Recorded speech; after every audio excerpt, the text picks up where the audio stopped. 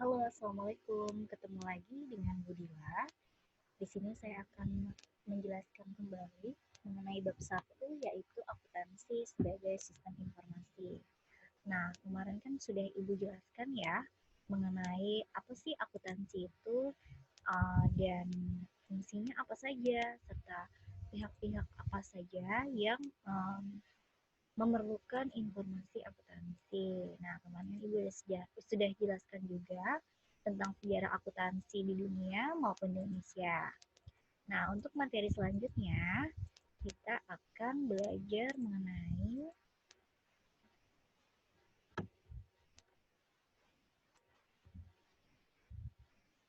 karakteristik kualitas informasi. Jadi, kira-kira informasi akuntansi itu harus memiliki apa sih biar dapat dipercaya. Nah, sekarang sifat laporan keuangan. Jadi kan kemarin sudah Ibu jelasin juga kalau misalkan akuntansi itu hasilnya adalah laporan keuangan. Nah, kira-kira sifatnya itu apa aja? Nah, di sini kamu bisa lihat yang harus dimiliki dari laporan keuangan itu yang pertama adalah relevan. Relevan artinya sesuai. Apa yang sesuai? Informasi yang disajikan itu harus sesuai. Sesuai dengan apa? Sesuai dengan perkembangan zaman yang sekarang. Nah, terus abis itu laporan keuangan pun juga harus dapat dimengerti. Dapat dimengerti oleh siapa? Oleh pemakai informasi akuntansi.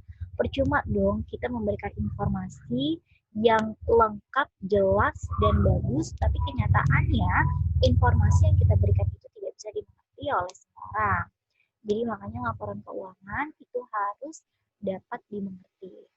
Kemudian, laporan keuangan juga harus tepat waktu. Jadi, waktu yang dikeluarkan atau waktu yang dibuat untuk buat laporan keuangan itu harus cepat. Kenapa? Karena ini sangat diperlukan untuk pengambilan keputusan. Jadi, kalau misalkan kita memberikan laporan keuangannya terlambat, maka keputusan yang akan dibuat pun juga jadi terlambat.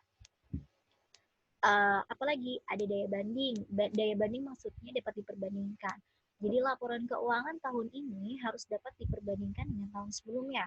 Berarti laporan keuangan tahun 2020 harus dapat dibandingkan dengan tahun 2019 dan 2018. Kemudian daya uji. Daya uji maksudnya apa sih, Bu? Daya uji maksudnya laporan keuangan itu bisa diuji kebenarannya. Jadi memang yang namanya orang buat laporan keuangan itu harus benar-benar nggak boleh asal. Terus netral. Netral artinya tidak memihak siapapun. Jadi kalau misalkan ibu buat laporan untuk perusahaan ibu, berarti ibu buat laporan nggak boleh tuh memihak untuk ibu sendiri. Jadi harus benar-benar jujur dalam membuat laporan keuangan tersebut. Materialitas artinya material, memberikan pengaruh yang besar terhadap suatu keputusan. Kemudian harus punya nilai prediksi. Arti dari nilai prediksi adalah laporan keuangan yang kita buat harus bisa memprediksi masa depan. Nah, itu adalah beberapa sifat yang harus dimiliki oleh laporan keuangan. Sekarang, kira-kira tujuannya apa sih? Jadi, tujuan laporan keuangan, kalau menurut standar akuntansi keuangan, tujuannya itu adalah menyediakan informasi yang menyangkut posisi keuangan, kinerja, serta perubahan posisi keuangan suatu perusahaan yang manfaatnya itu adalah untuk pengambilan keputusan. Nah, terus kalau menurut prinsip akuntansi Indonesia itu apa ya? Kalau misalkan menurut prinsip akuntansi Indonesia, tujuan laporan keuangan hampir sama. Tujuannya yaitu memberikan informasi mengenai posisi keuangan, kinerja keuangan, dan arus kas entitas yang bermanfaat bagi sebagian besar kalangan pengguna laporan dalam pembuatan keputusan ekonomi. Nah, itu dua tujuan laporan keuangan menurut standar akuntansi keuangan serta menurut prinsip akuntansi Indonesia. Oke, selanjutnya prinsip dasar akuntansi. Jadi ada beberapa prinsip yang harus dimiliki oleh akuntansi. Yang pertama adalah prinsip biaya historis. Maksudnya apa? Ketika kita membeli suatu barang, berarti harga yang dicatat adalah harga pertama kali beli. Nah, ketika terjadi tawar-menawar, maka harga yang dicatat adalah harga yang disepakati antara penjual dan pembeli. Nah, oke. Selanjutnya, kalau prinsip entitas ekonomi maksudnya apa, Bu? Jadi kalau misalkan entitas ekonomi, itu maksudnya adalah prinsip akuntansi yang mana memisahkan antara keuangan perusahaan dengan keuangan pribadi. Jadi yang namanya entitas suatu bisnis itu harus berdiri sendiri, tidak boleh dicampur adukan dengan pemilik atau keuangan pribadi. Ada lagi yang namanya prinsip pengakuan pendapatan. Pendapatan itu apa? Pendapatan adalah hasil tambah dari penjualan yang telah dilakukan. Nah, kita harus mengakui pendapatan yang ada dari penjualan yang telah didapatkan dan biasanya ada penambahan arus kas dan kas. Itu prinsip pengakuan pendapatan. Nah, sedangkan prinsip pengungkapan penuh maksudnya adalah jadi prinsip pengungkapan penuh itu semua informasi harus diungkapkan secara lengkap dan informatif. Itu namanya prinsip pengungkapan penuh. Sedangkan prinsip konsistensi artinya adalah setiap laporan keuangan yang harus kita buat itu harus konsisten, metode pencatatannya. Nggak boleh kita yang namanya beda-beda dalam satu tahun. Misalkan tahun ini kita pakai FIFO, tahun besok kita pakai LIFO, terus tahun besoknya lagi itu kita pakai average. Nah, itu berarti nggak konsisten. Nah, ini namanya bukan prinsip akuntansi. Kenapa? Karena yang namanya prinsip akuntansi itu harus menerapkan sekali yang namanya prinsip konsistensi. Ada lagi yang namanya prinsip mempertemukan. Prinsip mempertemukan maksudnya adalah biaya-biaya yang kita keluarkan oleh perusahaan itu harus dipertemukan dengan pendapatan yang telah diterima. Tujuannya apa? Untuk menentukan besar atau kecilnya laba bersih yang diperoleh setiap periode. Gitu. Lanjut lagi. Nah, sekarang ada bidang-bidang akuntansi. Jadi akuntansi itu macamnya tuh banyak. Nggak cuma akuntansi aja secara umum. Jadi ada bidang-bidangnya. Karena yang namanya perusahaan pun juga jenisnya banyak. Nah, bidang akuntansi itu ada terbagi menjadi akuntansi keuangan. Jadi kalau akuntansi keuangan ini adalah bidang akuntansi yang khusus untuk membuat laporan keuangan. Itu akuntansi keuangan. Terus ada akuntansi pemeriksaan. Kalau akuntansi pemeriksaan adalah akuntansi yang bergerak di bidang dia itu mengaudit audit itu artinya adalah memeriksa hasil dari laporan keuangan. Itu akuntansi pemeriksaan. Nah, ada lagi akuntansi biaya. Akuntansi biaya ini adalah akuntansi yang bergerak di bidang anggaran. Jadi dia khusus untuk menghitung biaya-biaya yang telah dikeluarkan oleh salah satu di suatu perusahaan. Nah, ada lagi namanya akuntansi manajemen. Nah, kalau akuntansi manajemen berarti dia khusus di bidang manajemen untuk memanage biaya-biaya yang tadi sudah dikeluarkan. Ada lagi yang namanya akuntansi anggaran. Kalau akuntansi anggaran di sini dia nggak jauh beda sama biaya. Kalau biaya sama ya dengan anggaran. Jadi di sini menganggarkan, merencanakan kira-kira untuk kedepannya, untuk tahun yang akan datang, pengeluaran itu harus berapa, penerimaannya itu harus berapa, gitu. Nah, ada lagi yang namanya akuntansi perpajakan. Akuntansi perpajakan adalah akuntansi yang bergerak di bidang pajak.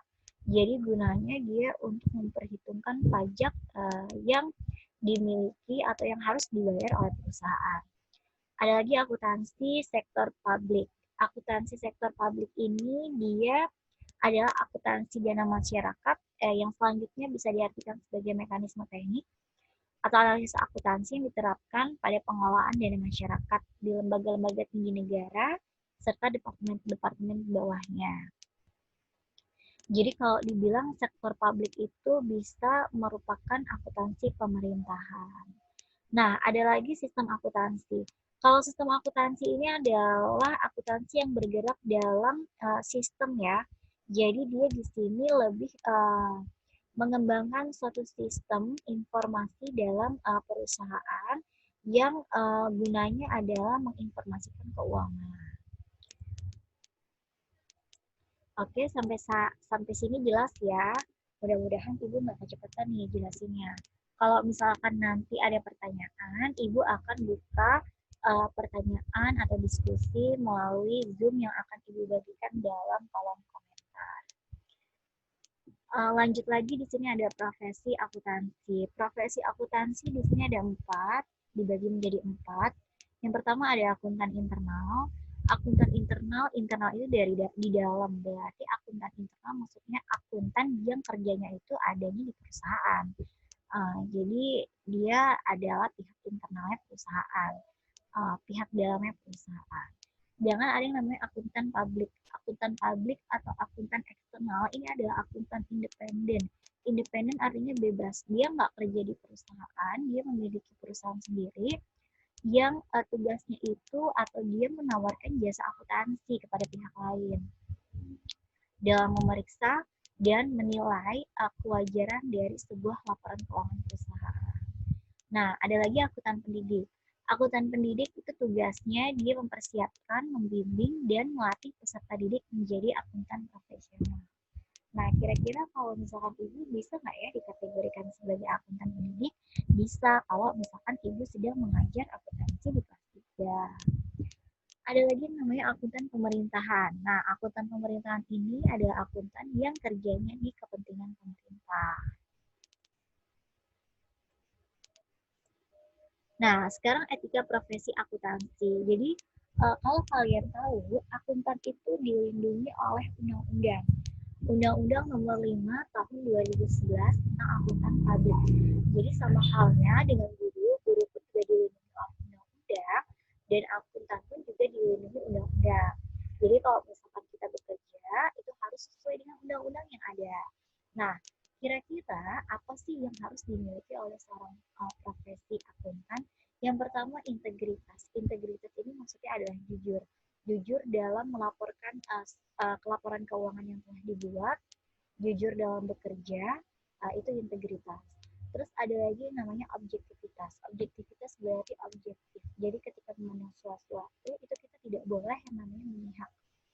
Harus independen yang namanya seorang akuntan. Dia nggak boleh memihak atasan karena takut atau memihak bawahan karena kasihan. Nah, jadi laporan keuangan itu harus dibuat secara real, tidak memihak siapapun. Terus, kompetensi dan kehati-hatian profesional. Jadi yang namanya akuntan harus memiliki kompetensi minimal seorang akuntan. Kemudian dia pun harus sangat berhati-hati dalam menjalankan profesinya. Kenapa? Karena profesi ini sangat menyangkut informasi penting yang dibuat atau disajikan oleh perusahaan. Terus kerahasiaan. Maksudnya kerahasiaan apa? Yang namanya akuntan kan dia membuat suatu laporan keuangan, memeriksa laporan keuangan. Keuangan itu adalah hal yang krusial, hal yang sangat sensitif. Dan informasi yang dibuat itu juga sangat rahasia. Otomatis kita harus memiliki kerahasiaan. Jadi jangan sampai kita membocorkan rahasia keuangan yang dimiliki oleh perusahaan A ke perusahaan B. Jadi makanya seorang akuntan itu harus memiliki etika, yaitu menjaga rahasia. Terus harus memiliki perilaku profesional. Artinya ya profesional gitu. Jadi misalkan contoh kayak gini, ibu misalkan ibu adalah seorang manajer dalam sebuah perusahaan, terus ibu diminta untuk mencari seorang auditor untuk memeriksa laporan keuangan perusahaan tempat ibu bekerja.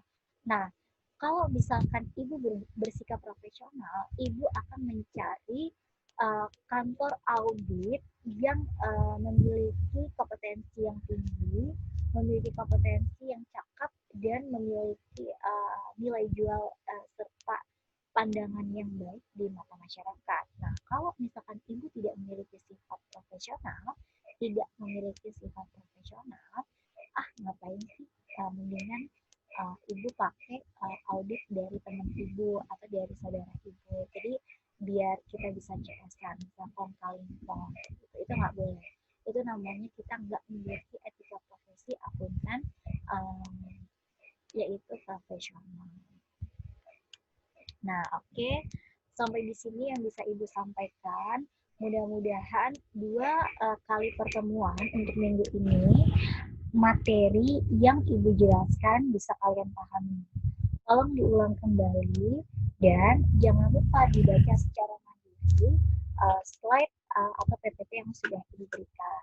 Untuk selanjutnya, Ibu akan memberikan latihan yang akan Ibu cantumkan dalam Google Classroom kalian masing-masing. Oke, selamat mengerjakan. Assalamualaikum warahmatullahi wabarakatuh.